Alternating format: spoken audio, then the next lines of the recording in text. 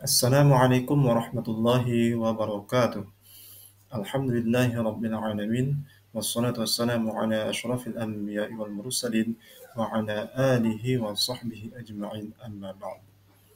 Anak-anakku sekalian, siswa kelas 5 min 1 Ogan Ilir, apa kabarnya hari ini?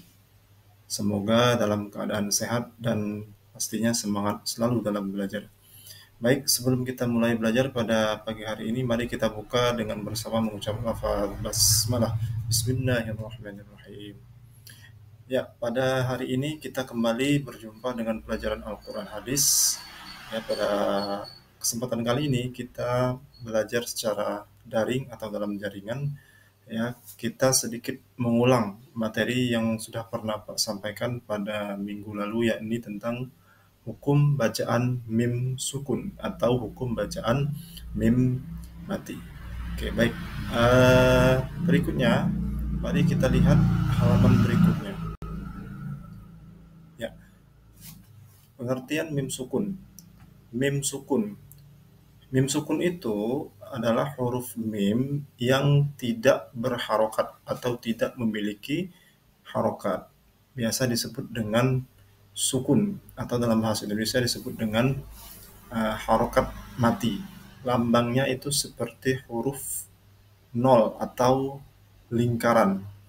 Jadi ketika kita dalam membaca Al-Quran, ketika ketemu dengan huruf mim yang berharokat sukun, maka ada beberapa hukum yang harus diterapkan dalam membacanya. Ya, mari kita perhatikan ada berapa hukum mim sukun yang terdapat dalam ilmu tajwid. Nah, dalam ilmu tajwid, hukum bacaan mim sukun itu ada 3. Pertama, ikhfa, kemudian yang kedua idgham, dan yang ketiga izhar. Ya.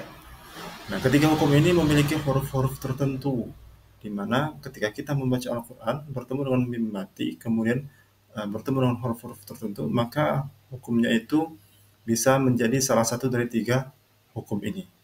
Ya, Pak ulangi, yang pertama tadi ikhfa, yang kedua idgham, dan yang ketiga izhar. Nah, sekarang kita akan bahas satu persatu. Yang pertama yaitu hukum ikhfa. Nah, hukum ikhfa dalam hal mim mati itu disebut dengan sebutan ikhfa syafawi.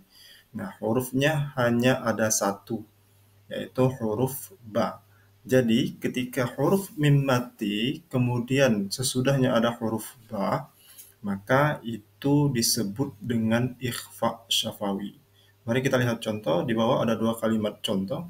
Yang pertama, bacaannya in rabbahum bihim. Ya, kita lihat di sini ada huruf mim sukun, yakni di bagian kalimat ini rabbahum. Kemudian setelahnya langsung ada huruf ba. Maka ini namanya disebut dengan ikhfa syafawi.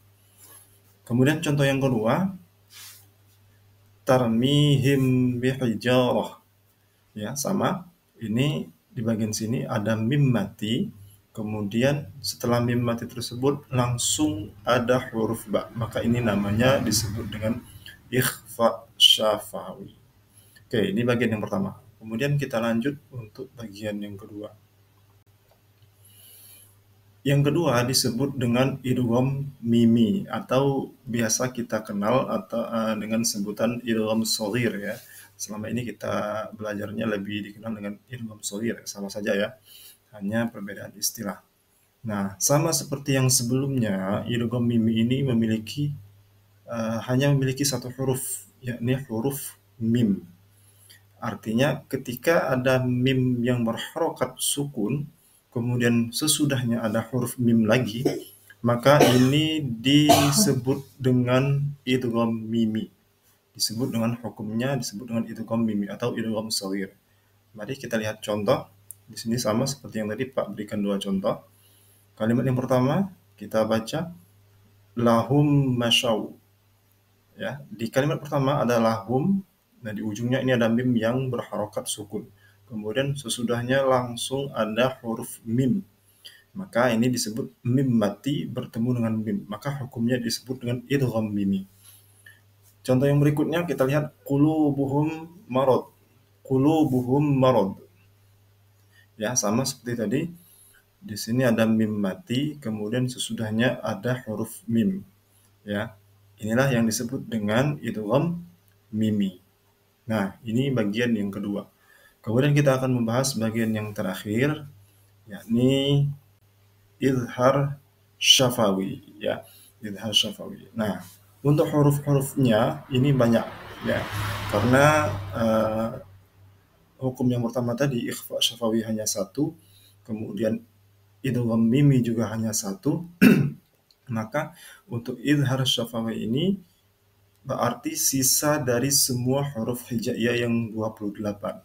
Berarti jumlah hurufnya ada 26, ya. Bisa dilihat di sini. Cara mudahnya untuk lebih mudah cara mengingatnya, hukum izhar syafawi ini berlaku apabila ada huruf mim yang mati kemudian bertemu dengan salah satu huruf hijaiyah yang bukan huruf mim atau bukan huruf ba. Maka hukumnya disebut dengan izhar syafawi. Ya, mari kita lihat contoh. Yang pertama, alaihim hafizin. Nah, kita lihat di sini ada huruf mim mati kemudian bertemu dengan ha. Ya, huruf berikutnya setelah mim mati ini bukan huruf ba, bukan juga huruf mim. Maka dia disebut dengan izhar syafawi. Sama seperti contoh yang kedua, wamdu. Wamdu, ya. Nah, di bagian ini setelah huruf mim mati itu ada huruf dhad. Jadi ketika mim mati bertemu dengan huruf yang bukan huruf mim dan huruf ba, maka disebut dengan izhar syafawi. Oke, kita lanjutkan slide berikutnya. Nah, pentingnya mempelajari tajwid. Membaca Al-Quran dengan tajwid adalah bentuk penghormatan terhadap firman Allah. Memahami hukum bacaan membuat bacaan lebih indah dan benar. Ya, maka kita sebagai seorang siswa, sebagai seorang muslim, wajib bagi kita untuk menerapkan bacaan tajwid atau ilmu tajwid, ya, terutama pada saat ini kita belajar tentang hukum mim mati dan hukum-hukum yang lainnya yang nanti akan kita pelajari. Oke, baik. Sampai di sini Pak cukupkan pembelajaran kita pada kesempatan kali ini. Nantinya setelah ini silakan anak-anak kerjakan tugas yang sudah Pak siapkan, sudah Pak posting di grup WA ataupun di Google Classroom, dan nanti silakan difoto lalu dikumpul. Bagi yang menggunakan Google Classroom silakan upload di Google Classroom. Bagi yang menggunakan WA nanti silakan WA ke nomor Pak sendiri. Itu saja mungkin dari Pak. Oke, terima kasih. Mari kita terus belajar dan mengamalkan ilmu tajwid dalam membaca Al-Quran. Billahi taufiq wal hidayah. Assalamualaikum warahmatullahi wabarakatuh.